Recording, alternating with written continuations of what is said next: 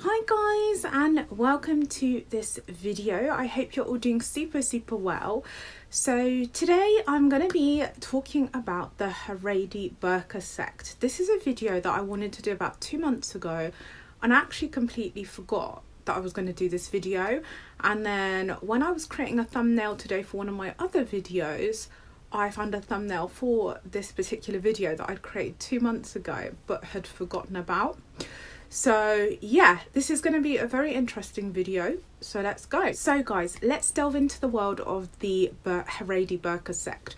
So the Haredi burqa sect, or Neshot Hashalim as they're called in Hebrew, are a sect that revolves mainly, I want to say, around women and some children.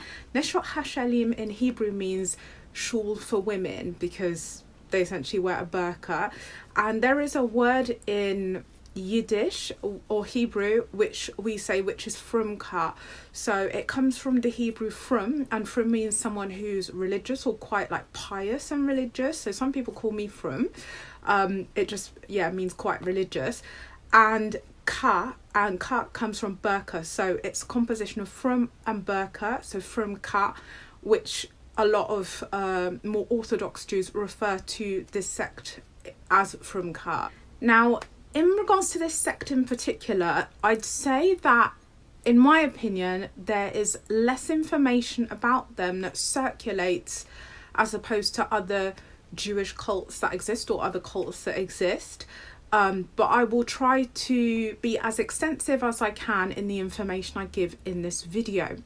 So Neshot Hashalim, or the Haredi burqa sect, was founded by a woman called Burqa Keren. So she's an Israeli Jewish woman, and she founded this group, the Neshot Hashalim. And it came about because she saw like an image or a portrait from, she says, 400 years ago of a Jewish woman covered in this shawl, in this clothing, which was essentially this kind of burqa. And that's where she got this idea of the Haredi burqa sect. Apparently there are also some Sephardic women. So in Judaism, guys, we've got Ashkenazi Jews, Sephardic Jews, and Mizrahi. I always mention on my channel I'm Ashkenazi, so these are the different tribes that Jews descend from. So it is said, I don't know how true this is, to be honest, that some Sephardic Jewish women say that their ancestors from like 400 years ago as well used to dress in this kind of cloak, in this kind of burqa clothing.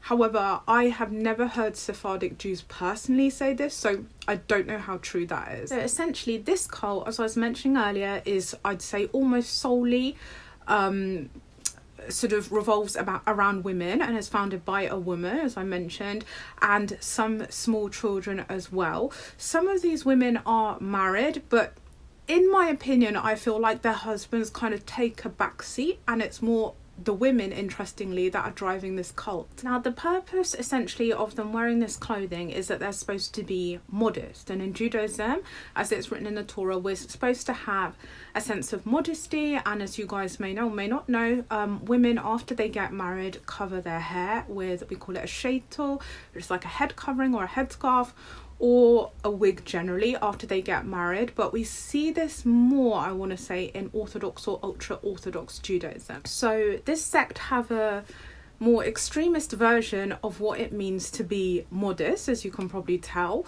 And this is their version and interpretation of the Torah. However, in the Torah itself, it doesn't say, just to clarify, that women have to go to this length of modesty. This is solely this cult's interpretation of what modesty is. Now, in regards to where this cult is localized, it is essentially in Israel. I've never heard of any members of this cult being seen or living in any other countries apart from Israel. They're solely concentrated there, and apparently they live in different areas. So Jerusalem is one area, Bet Shemesh is another, and there's a third area which I can't remember, which I've heard of these areas online. However, in regards to what I've seen personally more about where this cult is localized, is a an ultra-Orthodox area of Israel called Bnei Brak. Interestingly, a lot of the women in this cult actually have what we call secular backgrounds. So that means that they are Jews, originally a bit like myself. So before I started to follow Judaism,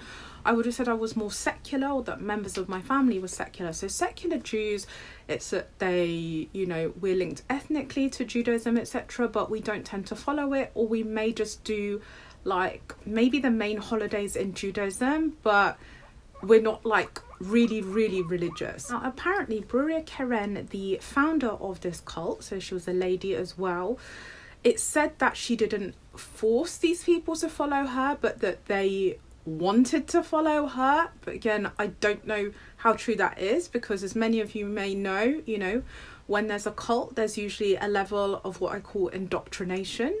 So I don't know how much was her indoctrinating them and them just wanting to do this, but yeah. Now in the Torah, guys, we follow what we call the 613 commandments, or the mitzvot, which mitzvot are, you know, the rules of Judaism, and they're broken down into 10 commandments. And the rules are, I want to say, relatively strict. Obviously everyone has their own interpretation of them and everyone follows them how they want to. However, obviously the Haredi burqa sect have a very extreme version of what these rules are, like on another level. And essentially they believe that they should be wearing multiple layers of clothing. So instead of wearing 1 or 2 layers or whatever, they would wear maybe 3, 4 or 5 layers of clothing. And it's just these burqas. So they're putting burqa upon burqa upon burqa upon burqa, and that is what they're wearing. They're not wearing like jeans underneath or a skirt or something. It is just layers of this black cloth essentially, and it is always like a black cloth. It's not dark blue, it's not, you know, grey, there's no other colours, it's just black. Now the women in this cult, their viewpoint is that modesty isn't just, you know, being modest in regards to the clothing that you wear, it's also in the way you conduct yourself. And I would say in regards to Judaism there is a stance of that, but women also have a level of control and expression in Judaism and are not submissive. So this cult have a very different interpretation of how women are viewed in Judaism, and they believe that women essentially should not be seen and heard. That means that they barely talk, and you don't hear them and you don't notice them, and that's what they believe. They should believe that they should not be seen and heard literally by anyone at all. And what that means in everyday life for them is that they very rarely leave the house, and if they leave the house, these women, they would leave with their small children. And if they've got like small daughters, for example, that are 2, 3, 4 years old, those children need to be wearing this burqa as well, else these little girls cannot leave the house. They don't wear children's clothes, they only wear these like little mini burqas essentially. So when these women leave the house, guys, to go out, maybe they need to get some food shopping or something, because they're not supposed to be seen and heard, they are supposed to be as discreet as possible. So instead of just like, you know, walking on the opposite side of the street, if there's men or something or whatever, they will literally run down the street. And if a man or even a woman, like a normal person, walks down the street, they will literally run past that person. They will never walk. With the Haredi burqa sect women, you will only ever see them running down the street. They do not walk if there is other people around. And this is the thing that started to really draw attention to this cult, is the fact that these women run down the street ultra fast and don't communicate with anyone, and if they think you've noticed them, they'll run even faster with their children. And they're wearing these burqas, which in Judaism and in all denominations of Judaism actually, no one dresses like this. So they're distinguished by the fact they're running down the street with a burqa at high speed, and this is like obviously something very unusual within the Jewish community. Currently the cult is quite small, so even though this is a cult that people are very intrigued by and makes a lot of noise on the news and etc., social media, etc., they are very small in numbers. There's only maybe 200 of them, if that. There's not a lot of them in actual fact, but there is a lot of speculation obviously around them.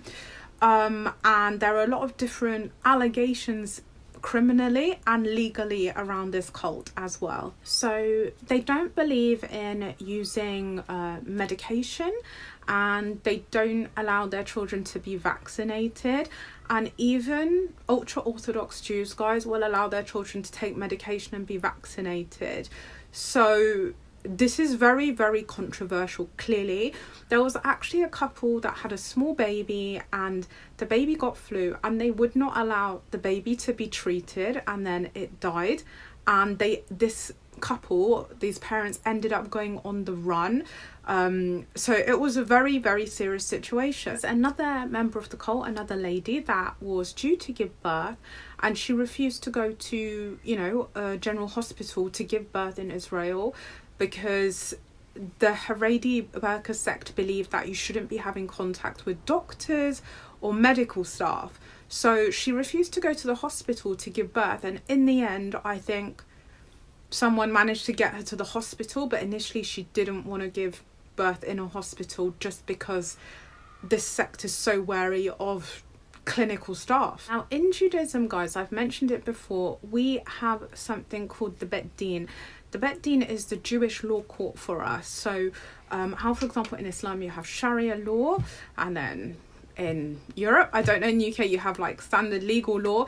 In Judaism we have the Bet Din, and the Bet Din is not one higher court for everywhere. We've got one in London, one in Manchester, in other countries, in different cities you've got a Bet Din, essentially a Jewish law court. So what the Bet Din do, guys, is they reside over matters like conversions, for example. So people who convert to Judaism, they will have to be approved by a Bet Din to authorize that conversion. It's quite a complex process.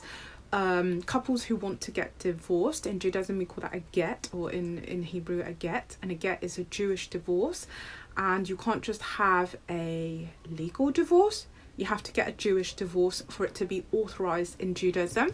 So it's the Bet Din that oversee a Jewish divorce as well, and then they oversee lots of other different matters, like in regards to the fact that we eat kosher and what foods we can and can't eat and things like that as well. So where I'm going with this, guys, is there was a lady who was a member of this cult, and she had a husband, and some of these women do have husbands, some don't, but this lady, she had a husband, and the husband got really annoyed because he was like, you're wearing this burqa and it's actually attracting more attention when you walk down the street than less. So obviously in Judaism we're supposed to be modest, and so the husband viewed it that like modesty is not actually being respected, because when you walk down the street there's more people that notice you because of this burqa than less people, so it defeats the purpose of wearing it, essentially. So basically her husband got sick of this situation, and what he did is he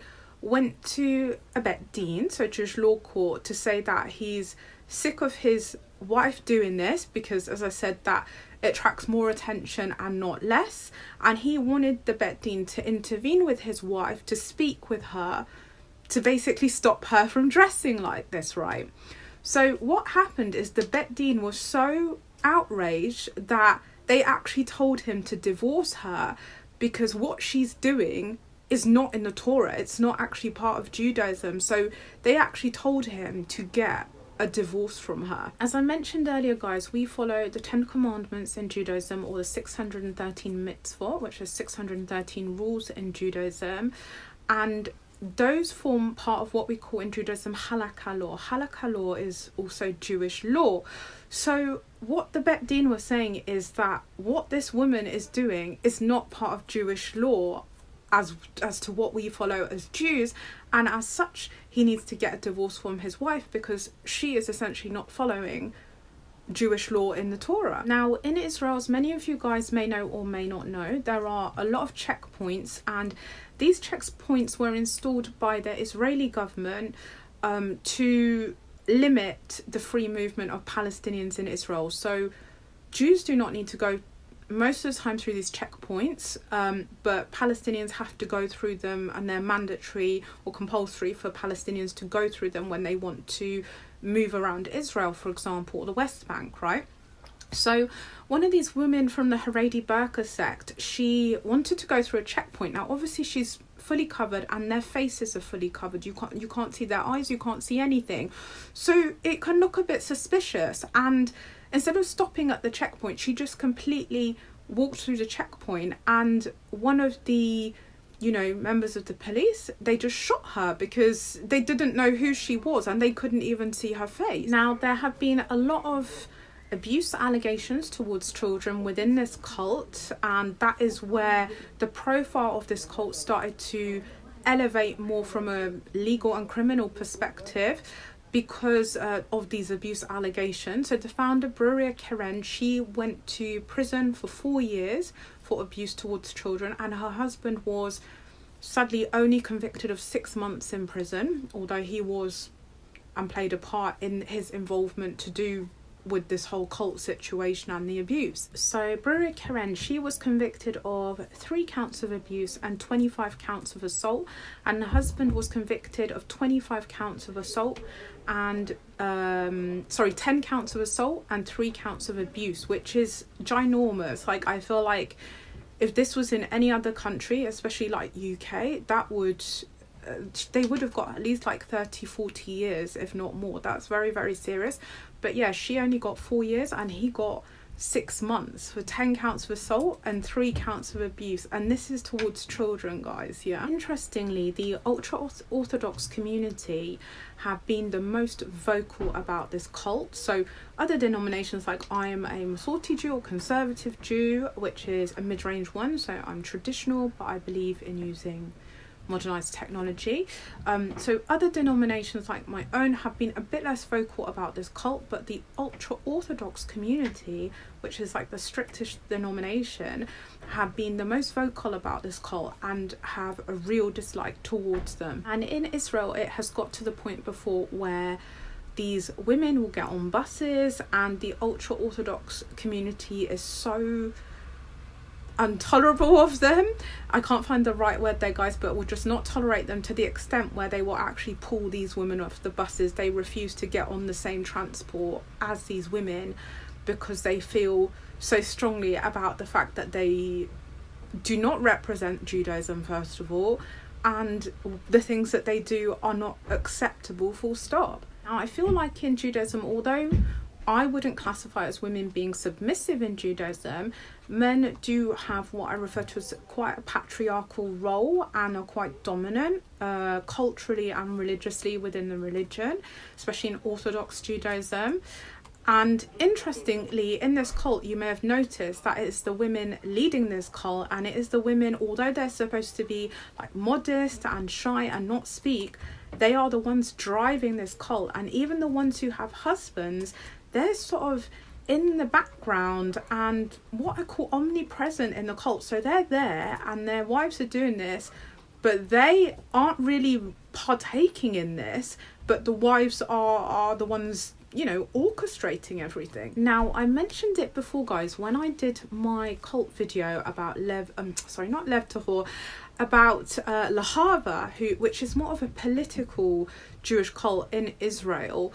I did mention that I felt like that the Israeli government hasn't really ever sanctioned them, and actually the Israeli government provided a lot of the funding for Lahava. And in regards to this group, the Haredi burqa sect or Neshot Hashalim, I wouldn't say they've got support from the government, because this is quite a strange cult and people can clearly see it's a cult. However, obviously the founder, Burqa Keren, was arrested and got 4 years in prison, and her husband got 6 months, which again, guys, the sentencing level here is ridiculous. It's not enough, clearly, but it's like the cult is still ongoing and they're still, you know, they're still seen in Israel and they're not being shut down by authorities. And one thing I noticed, guys, in comparison, I think mentioned it in my Lahava video, is that a lot of founders of these Jewish cults, the big difference in comparison with founders of cults in other countries or that sort of are supposed to stem from other religions, those founders seem to end up getting arrested, the cults get shut down, or they can't really, you know, exert anything to the level that they could before because the founders get arrested and they get very heavy sentences. And with these Jewish cults, it's always that the founders either don't get arrested or they do, but the sentences are very, very light. Because Israel is essentially a Jewish state, a Jewish country, and it is at the heart of, you know, religion and culture, the Israeli government, who are also Jewish, which are atrocious and corrupted, they often allow things to happen which shouldn't happen. And it is often of a viewpoint, guys, in Judaism, that the person who is at the top, which is generally a rabbi, but in these cults we will see other types of leaders who try to sort of show that they're religious leaders or some kind of rabbis, they get away with everything because they are seen as people that should be respected in society religiously. These founders of these cults, guys, in difference to other religious cults, is that often the founders are considered to have extensive knowledge of Judaism. And when I say extensive knowledge, they would have probably gone to generally the top yeshivas. Yeshivas are religious schools, Jewish religious schools for men in Israel or other countries. And it's considered most of the time that these people are very frum, as I said, which is very pious or religious in Hebrew. And these people, these cult leaders, would have gone to these top yeshivas, studied the Torah, studied the Talmud, studied all the Jewish, you know, religious books essentially for years and years and years. And when I say years, that's like 10, 20, 30 years of studying Judaism. And this can be very dangerous because, as we know in life, sometimes, well, generally knowledge can be power. And these people have almost like a religious power over a community, because people respect them and believe, okay, if someone studied the Torah for 10 years or the Talmud or all the Jewish religious books, they're revered, they're looked up to and respected because they have more knowledge than everyone else. So these people, who are quite vulnerable people, but still some would be less vulnerable, respect them and believe that, okay, if this is a very high-ranking rabbi that has studied for the past 30 years, this is someone that must be correct. And with the Haredi burqa sect, as I was saying earlier, a lot of these women came from secular backgrounds, so very, very liberal backgrounds, which means they were Jewish, but they weren't actually practicing Jews. They were literally, you know, going about their life, going to work, doing whatever before this. Like, they were, you know, what I call standard members of society initially. They, you know, if they were secular, that means they weren't even doing their prayers generally or anything really. So it's interesting how they've then got to such an extreme level, because this woman, Burqa Keren, had so much power. And although obviously she's not a rabbi, because in Orthodox Judaism there are no female rabbis, but she still pertained to have so much knowledge of Judaism in regards to this picture that she had found and all of this, that these other women started to believe that information. And even among the different denominations and tribes of Judaism, guys, so the denominations like Reform, Progressive, Liberal, which are the most laid back, you know, denominations. Then you've got Masorti or Conservative, which is the type I follow. Then you have Orthodox and Ultra Orthodox, which are the stricter denominations, okay? And there is a lot of debate even amongst denominations, and even, you know, denominations that are the same denomination. There is a lot of debate in regards to certain aspects of how the Torah is, you know, seen essentially. So then you have people that create these Jewish cults, and they then come up with, again, another version and another debate of how the Torah should be interpreted, because the Torah was written over 3,000 years ago. So some people feel like there are aspects of it that are left up to interpretation. If you want to find more information, guys, about the Haredi burqa sect, there are little clips or little videos on YouTube. If you go and look and type Haredi burqa sect or Neshot Hashalim, probably Haredi burqa sect might be easier, and you will find little videos of these women literally just running down the street in a burqa. And it's just, honestly, it is the strangest thing. One thing I nearly forgot to mention, guys, actually, I was coming to the end of this video and then I remembered, oh my god, I forgot to mention this. So these women, by the way, they never remove their layers of clothing. And what that means is, for example, when they go in the shower, they are wearing these 3, 4, 5 layers of clothing, and they don't ever remove them. So they will use their shower gel, whatever, and they keep all this clothing on, including over their face and their hair, because they believe that even in regards to themselves as women, it's a modest to even see their own bodies and their own faces. So they live in this clothing and they shower in it, and they do not remove this clothing. So I don't know how they dry themselves off or how they get the clothes dry or whatever, but they essentially never remove this clothing or these layers of clothing. And to this day, guys, I've never come across any cult that never removes their clothing, especially to wash. Like, this is the only cult where I've ever come across something at this level.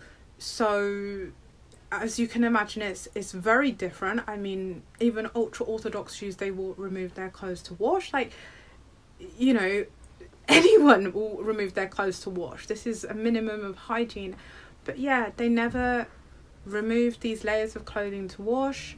They shower with them, put the shower gel on like that, and you know, that's what they do. I don't have any more information, I'm afraid, guys, on this cult, because it's such an insular, like, conservative cult. I don't even like using conservative because I'm a conservative Jew. It's a very, like, cult insular, yeah, where there's not a lot of information on them. It's very minimal because people cannot, it's not like they can sit down and do an interview with them or anything like this. Like, I don't think there's ever been interviews with a member of the Haredi burqa sect, because they just don't exist, because this is a cult that just will never ever do an interview. Like, that's just not possible. So information is very limited, but I tried to find what I could. Anyway, guys, I hope you found this video insightful, interesting. Feel free to leave any comments down below. And I think I mentioned it when I did my Lahava video. I do want to do a series of videos about Jewish cults. So there are some more that I'm actually lining up, because there are quite a number of different Jewish cults that are not part of Judaism. So yeah, anyway, I hope you enjoyed this video, guys, and I will see you again very, very soon for another one.